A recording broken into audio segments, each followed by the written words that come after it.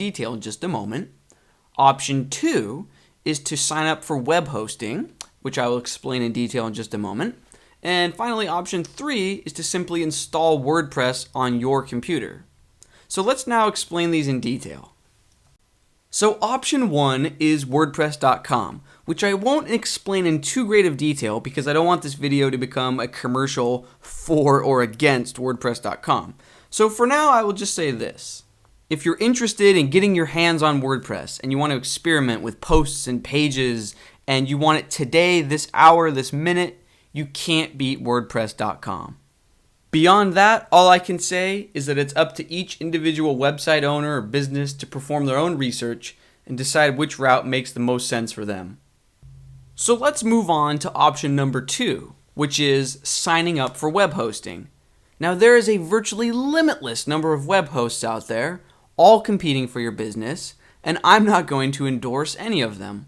There are exceptions to the rule, but in general, you get what you pay for when it comes to web hosting. So I'll let you decide what an appropriate budget is for your web hosting. One of the main things you want to look for is that the web host advertises that they support WordPress or that they support PHP and MySQL. Now in the modern era, the vast majority of web hosts will offer that support no problem. And they'll usually make it very easy, perhaps even one click away, to get WordPress installed and set up on your web hosting. Now I will say this, a lot of web hosts really advertise the fact that they offer easy one-click WordPress installers. And while that's a great feature, you only need to install WordPress once per website, and installing it manually isn't rocket science. Now even some of the best web hosts in the world offer auto installers, so I'm not saying a WordPress auto installer is bad. I'm just saying it's not an important factor when choosing a web host. The important factors are the speed of the servers, the reliability of the servers, and actually I would say most importantly, the number of customers they cram onto a single server. So make sure you watch out for those factors when you're reading customer reviews of different web hosts, and you shouldn't have any trouble finding an excellent web host for your WordPress website. So moving on, let's review option 3, installing WordPress on your computer. Now option 3 is what I recommend if you're really interested in learning about WordPress and learning how to get the most out of it. If your goal is to simply have a website up and running as soon as possible, you should really choose option 1 or 2, because this option 3 of installing it on your computer does not result in the general public being able to see what you create. Option 3 is only for your own development and education. So you can build your website on your computer using WordPress, and then later on, you can then transfer it to a web host. And only then, once that transfer is complete, can the entire world and general public view your website. Up until then, you can think of it as sort of just a text file laying around on your computer that only you can view. Now it's up to each individual to decide how they would like to get their hands on WordPress. But because this is an educational video series and not just a how can I get a website up ASAP series, I'm obviously going to choose option number 3. And in the remainder of this video, I'm actually going to show you how simple it is to install WordPress on your computer. So let's get started. The first step is to make sure that our computer has all of the necessary software to run WordPress. Now it's pretty simple. The only things we need are PHP, MySQL, and then some sort of server. In this case, we're going to use Apache. Now, if you're not familiar with any of those 3 items, it's okay, because we don't need to really know that much about them at the moment, and we don't even need to install them individually. In fact, there are plenty of packages that take all 3, mush them together, and make it very easy for anyone, including your grandmother, to install them on their computer. Now, if your computer is running on Windows, go ahead and perform a web search for WAMP or XAMPP. Either of the two will do just fine. Or if you're running on a Mac, go ahead and perform a web search for MAMP. So at this point, you can now pause this video, go perform your web search, download the software, install the software. There should be some sort of on-screen instructions that walk you through the process. Hopefully it's pretty straightforward. And then once the software is installed, go ahead and come back and unpause this video. Okay, at this point, I will assume that you're resuming this video because you've successfully installed either WAMP, XAMPP, MAMP, or some other PHP Apache MySQL package, and you're now ready to carry on. So the next step is to create a database.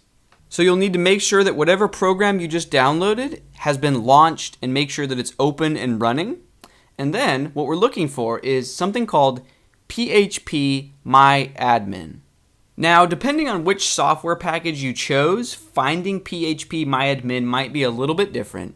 But no matter which package you chose, there should be some sort of either new icon representing the software, or when you first launch the software, it should open up some sort of screen. And we're looking for a start page, so perhaps it opened in your web browser. But in general, just look around for some sort of options or start screen and look for the phrase PHP MyAdmin. So once you've pulled up PHP MyAdmin, it will look something like this. And our task is very simple. We simply want to click on this database tab. And then where it says create new database, you can enter any name you want. I will call this database Learning WordPress. And then simply hit create. And that's it. So that step's complete. The next step is to visit wordpress.org and follow the download buttons to download the latest zip file of WordPress. So once you've finished downloading WordPress, go ahead and extract the files. You can either double click it or, depending on your operating system, perhaps right click and click extract now.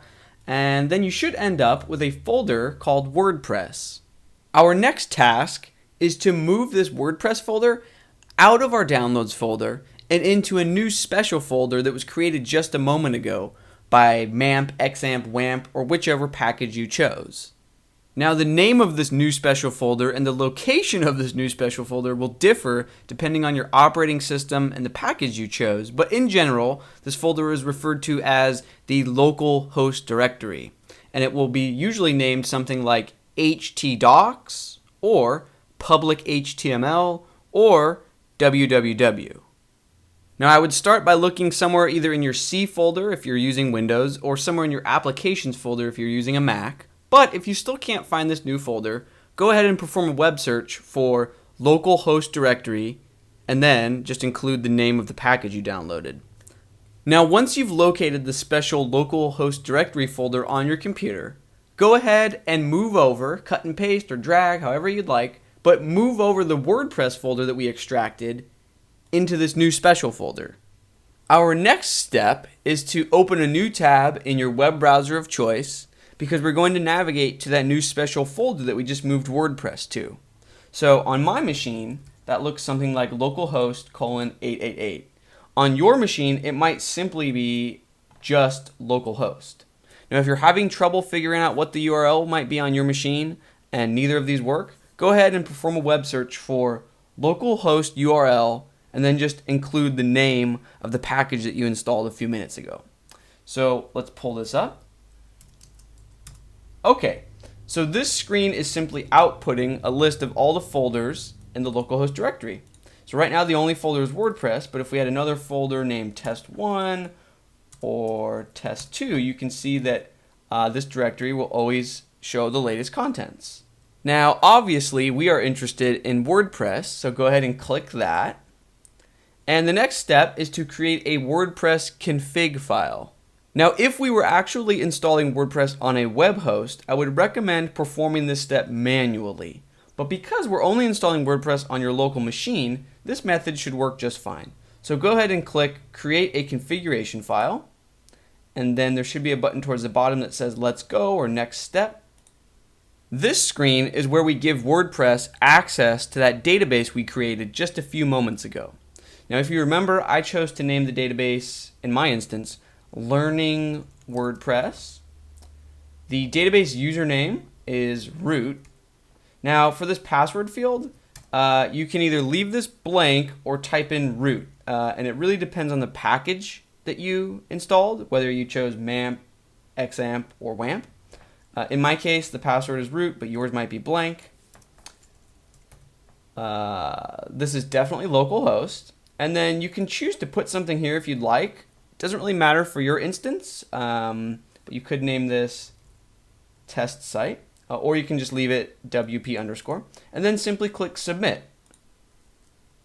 If you see this screen, excellent. That means WordPress can communicate with the database that we set up. Now go ahead and click run the install. And from here, it's pretty self-explanatory. You simply provide a name for the website, so that can be anything you would like in this field, and then provide a username, a password, and an email address, and then click Install WordPress. Next, you will see a screen saying Success. Now, a quick note, I chose admin as my username, and if this was on